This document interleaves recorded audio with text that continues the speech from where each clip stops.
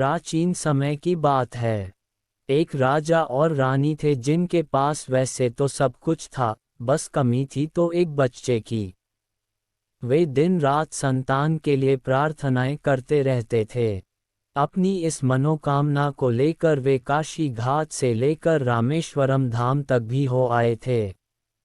मन में एक ही आस थी कि कभी तो उनको विनती सुन ली जाएगी। ईश्वर ने उनकी सुन ली, उन्हें अपेक्षा से अधिक आशीर्वाद मिला। एक रात रानी को सपना आया कि एक साधु उसे कुछ खाने को दे रहा है। जब वह उठी तो उसने अपने बिस्तर के पास जुड़वां केले रखे देखे। उसी साधु का दिया प्रसाद समझकर रानी ने केले खा लिए और रानी गर्भवती हो गई। उसने जुड़वां बेटों को जन्म दिया, लेकिन दुर्भाग्य, बच्चों को जन्म देते ही रानी चल बसी। दोनों बच्चे आपस में इतने मिलते थे जैसे फली में मटर के दो दाने। दोनों की पहचान कर पाना बड़ा ही मुश्किल था। राजा ने बच्चों का पालन पोषण बड़े लाड़ प्यार से किया, उन्हें उच्च शिक्षा दिलाई, एक अच्छा घुड़सवार और योद्धा बनाया ताकि जरूरत के समय वे अपने प्रजावासियों के काम आ सके। 16 वर्ष की आयु हो जाने पर एक दिन राजा ने दोनों बच्चों की बुलवाया। पिता का संदेश मिलते ही वे दौड़े चले आए। पिता ने कहा, बच्चों, तुम्हारे गुरु ने तुम्हें पूरी तरह से शिक्षित कर दिया है। अब समय आ गया है कि राजदरबार से बाहर निकलकर तुम इस संसार को समझो। मेरी इच्छा है कि लोगों से मिलकर तुम अपना अनुभव बढ़ाओ। साल भर के लिए तुम अलग अलग यात्राओं पर जाओ और कुछ सीखकर लौटो। दोनों भाइयों में बहुत प्रेम था। इतने दिनों तक दूर रहना उनके लिए काफी मुश्किल था, लेकिन पिता की आज्ञा का पालन भी तो करना था। जाने से पहले उन्होंने मिलकर अपने आंगन में तुलसी का एक पौधा लगाया। उनका मानना था कि अगर उनमें से किसी एक पर भी कोई आंच आई तो ये तुलसी मुरझाकर दूसरे भाई को सावधान कर देगी। ठीक 1 साल बाद आने का वचन देकर राजकुमार निकल पड़े। बड़ा राजकुमार पूर्व और छोटा राजकुमार पश्चिम दिशा की ओर चल दिया। घंटों की सफर तय करने के बाद बड़ा राजकुमार एक राज्य में पहुंचा। वह बुरी तरह से थक चुका था, उसे भूख भी लगी थी। यहाँ पेदम्मा नाम की बुढ़िया रहती है, तुम उसके घर चले जाओ। राहगीर उसके यहाँ रुकते हैं, वह भोजन भी कराती है। एक राहगीर ने उसे बताया। राजकुमार पेदम्मा के घर चला गया।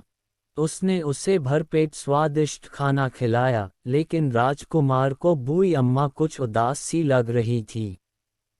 पूछने पर उसने कि पूरे राज्य में एक राक्षसी का आतंक है जो हर दिन एक इंसान खाती है। हमारा राजा भी उसका कुछ नहीं बिगाड़ सका। हार कर लोगों ने बारी बारी से राक्षसी का आहार बनना तय किया। आज राज्य की राजकुमारी की बारी है, इसलिए सभी दुखी है। राजकुमार इस राक्षसी का संहार करने के लिए उठ खड़ा हुआ। उसने राजा से भेंट की। इसे समाज हित का कार्य बताते हुए राजा ने राजकुमार को आशीर्वाद दिया और राजकुमार राक्षसी के ठिकाने की ओर निकल पड़ा। उसके साथ राजकुमारी भी थी।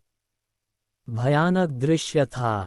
10 फीट लंबी और विशालकाय शरीर वाली राक्षसी दहाड़ती हुई राजकुमार की ओर बढ़ी जा रही थी। उसने बड़े बड़े पेड़ और पत्थर उखाड़कर उन दोनों की ओर फेंकने शुरू कर दिए। दोनों में एक भयंकर युद्ध छिड़ चुका था। राक्षसी ने डटकर राजकुमार का सामना किया। आखिरकार राक्षसी मारी गई। पूरे राज्य में खुशी की लहर दौड़ गई।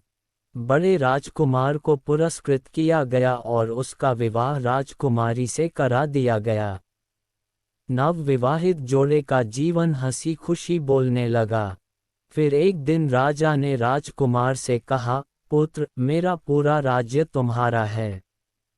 इसका सारा कार्यभार अब तुम ही संभालना, लेकिन मेरी एक चेतावनी कभी न भूलना। यहाँ से उत्तर दिशा की यात्रा कभी न करना। राजकुमार को वहाँ आए 1 साल होने को था। अपने वचन के अनुसार उसे अपने देश लौटना था। वह वापसी का मन बना चुका था। उन्हीं दिनों वह घुड़सवारी के लिए निकला और न जाने क्यों उत्तर की ओर खींचता चला गया। काफी दूर पहुंच जाने के बाद राजकुमार ने देखा कि वहां की जमीन बिल्कुल बंजर थी। हर तरफ उजड़ा उजड़ा था। कुछ दूर चलकर उसकी नज़र पत्थरों से घिरे एक सूखे पेड़ पर गई जिस पर एक औरत बैठी थी। पेड़ के नीचे एक शेर औरत पर झपटने को तैयार बैठा था। वास्तव में वह औरत एक जादूगरनी थी। उसने राजकुमार को पुकारा, मदद करो, मैं यहाँ प्यासी मर रही हूँ। शेर मुझे खा जाएगा। अपना डंडा मैं तुम्हारी तरफ फेंक रही हूँ। तुम शेर को यहाँ डंडा दिखाओगे तो ये शांत हो जाएगा, तभी मैं नीचे आ पाऊंगी। राजकुमार को उसकी बातें थोड़ी अजीब तो लगी, लेकिन वह भला आदमी था, इसलिए औरत का फेंका हुआ डंडा उसने उठा लिया। जैसे ही उसने ये डंडा शेर को दिखाया, शेर पत्थर का हो गया। इसके बाद औरत नीचे आ गई। राजकुमार ने ये डंडा औरत को वापस दिया ही था कि उसने इसे राजकुमार की ओर घुमा दिया और वह भी पत्थर का बन गया। उधर पश्चिम दिशा की ओर गए छोटे राजकुमार ने पश्चिम राज्यों की यात्रा की। कई राजाओं राजकुमारों से मित्रता की और उनकी हर संभव मदद भी की। 1 वर्ष समाप्त होने को था। अब वह अपने पिताजी और भाई से मिलने को व्याकुल हो गया। वह घर की ओर निकल पड़ा। घर पहुंचने के बाद राजा उसे देख खुश हुआ, पर उसका बड़ा भाई अभी तक नहीं आया था। छोटा राजकुमार दौड़कर तुलसी के पौधे के पास गया। उसने देखा कि पौधे का आधा भाग पत्थर का हो गया है। किसी अनहोनी का अंदेशा जानकर वह अपने बड़े भाई को ढूंढने निकल पड़ा। उसे मालूम था कि बड़ा भाई पूर्व की ओर निकला है। काफी चलने के बाद वह उसी राज्य में पहुंच गया, जहां भाग्य ने उसके बड़े भाई को पहुंचा दिया था। जब वहां के लोगों ने छोटे राजकुमार को देखा तो वे उसे अपना राजकुमार समझ बैठे। उसे घेर कर सभी कहने लगे, आप कहाँ थे राजकुमार? राजा और राजकुमारी कितने परेशान हैं। राजकुमार को समझते देर न लगी। उसने तय किया कि जब तक उसे पूरी बात का पता नहीं लग जाता, वह अपने भाई की भूमिका में ही रहेगा। उसे पता चल चुका था कि उसका भाई कुछ दिनों से गायब है और उसको शादी इस राज्य की राजकुमारी से हुई है।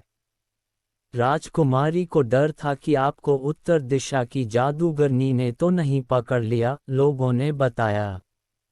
उसके आने को खबर जब राजा और राजकुमारी तक पहुंची तो वे दौड़े दौड़े उससे मिलने आए।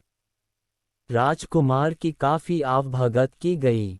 फिर उसने राजा से 1 दिन के लिए बाहर जाने की अनुमति मांग ली। कारण पूछने पर यह बोला, 1 दिन बाद मैं सब बता पाऊंगा। राजा ने उसे आज्ञा दे दी। छोटा राजकुमार भी उत्तर दिशा की ओर निकल पड़ा। काफी चलने के बाद वह उसी बंजर जगह पर पहुंचा जहां बड़ा राजकुमार पहुंचा था। वहीं पत्थरों के बीच एक पेड़ पर वही औरत बैठी थी और शेर पेड़ के नीचे उसे घेरे बैठा था। हे राजकुमार, औरत पुकारने लगी, देखो मैं कैसी मुसीबत में फंसी पड़ी हूँ। ये शेर मुझे खाने के लिए बैठा है। कृपया मेरी मदद करो। ये डंडा ले लो और मुझे इस शेर से बचाओ। क्या ये वही जादूगरनी है जिसके बारे में लोगों ने बताया था? छोटे राजकुमार ने सोचा और अपनी ओर फेंका हुआ डंडा लेकर उस औरत को पेड़ से नीचे उतरवाया। उसके बाद उसने जैसे ही डंडा औरत की ओर घुमाया, वह चिल्लाने लगी, नहीं 555, ऐसा मत करना। मैं करूँगा। छोटा राजकुमार उसकी ओर बढ़ता हुआ बोला। इतने में शेर राजकुमार पर उछला। राजकुमार ने डंडा उसे दिखा दिया और वह पत्थर का हो गया। होशियार राजकुमार अब जादूगरनी की तरफ पलटा। जल्दी बताओ, तुमने और कितनी को पत्थर बना दिया है? वह गरजा, नहीं तो तुम भी पत्थर की हो जाओगी। आज तक 590 लोग। एक पत्थर के पीछे छुपती हुई वह बोली, लेकिन तुम्हें तो मैंने पत्थर बना दिया था। जरूर वह मेरा भाई होगा। छोटे राजकुमार ने सोचा। वह फिर बौखलाते हुए बोला, बोल बुढ़िया, तूने ऐसा क्यों किया? जानना चाहते हो? तो सुनो, 1000 लोगों को पत्थर बना देने के बाद मैं दुनिया की सबसे शक्तिशाली जादूगरनी बन जाऊंगी। तेरा ये सपना कभी पूरा नहीं होगा। पत्थर की ओर धीरे धीरे बढ़ते हुए राजकुमार बोला, क्योंकि अब तुम नहीं बचोगी। जादुई डंडा पत्थरों की तरफ किए राजकुमार आगे बढ़ रहा था कि सामने आए 2 पत्थर अचानक 2 सुंदर राजकुमारों में बदल गए। तो ये था इसका रहस्य। छड़ी पत्थरों में बदले लोगों को फिर से इंसान बना सकती थी। उसने छड़ी कुछ और बार घुमाए और जादूगरनी के शिकार कई लोग अपने रूप में आ गए। वे बुढ़िया पर झपट पड़े जिसने उन्हें पत्थर बना दिया था, उन सब की आज़ादी छीन ली थी। वह चीख रही थी। तभी राजकुमार ने डंडा उसकी ओर कर दिया और उसकी आवाज़ एकाएक बंद हो गई और वह पत्थर की बन गई। जल्दी ही वहां के पत्थर लोगों की भीड़ में बदल गए। जादूगरनी से बचाने के लिए वे सभी राजकुमार को धन्यवाद कर रहे थे। छोटे राजकुमार ने डंडे को तोड़कर टुकड़े टुकड़े कर दिए ताकि यह फिर किसी को पत्थर न बना सके। पत्थर बन चुकी जादूगरनी और शेर अब वहां उस जगह की निशानी भर रह गए थे। लोगों की भीड़ में बड़ा राजकुमार भी था। दोनों भाइयों ने खुशी से एक दूसरे को गले लगा लिया। तुम्हारी पत्नी घर पर तुम्हारा इंतजार कर रही है। छोटे राजकुमार ने कहा, वचन के अनुसार हमारे पास अब कुछ ही घंटे हैं। दोनों भाई वापस लौटें। एक की जगह 2-2 राजकुमारों को देख लोग हक्के बक्के रह गए। एक पल के लिए तो राजकुमारी और राजा भी चकरा गए। हालांकि राजकुमार एक से दिखते थे, लेकिन अलग दिशाओं की यात्रा के बाद वे कई आदतों से भिन्न भी लगने लगे थे। घर से पहली बार निकले उन्हें साल भर से ज्यादा हो चुका था। वे अपने पिता के पास लौटे। इस बार राजकुमारी भी उनके साथ थी। राजा की खुशी का ठिकाना न था। इसके बाद बड़े राजकुमार ने अपने ससुराल राज्य पर राज किया और छोटे राजकुमार ने अपने पिता की गद्दी संभाली। उनकी छत्रछाया में दोनों राज्य खूब फूले फले। हमारे चैनल पर धार्मिक, रोमांटिक, आदर्श, शिक्षाप्रद, प्रेरणादायी, मॉरल, मोटिवेशन और आदि कहानियों के लिए हमारे चैनल को प्लीज़ सब्सक्राइब एंड लाइक अवश्य करें। धन्यवाद।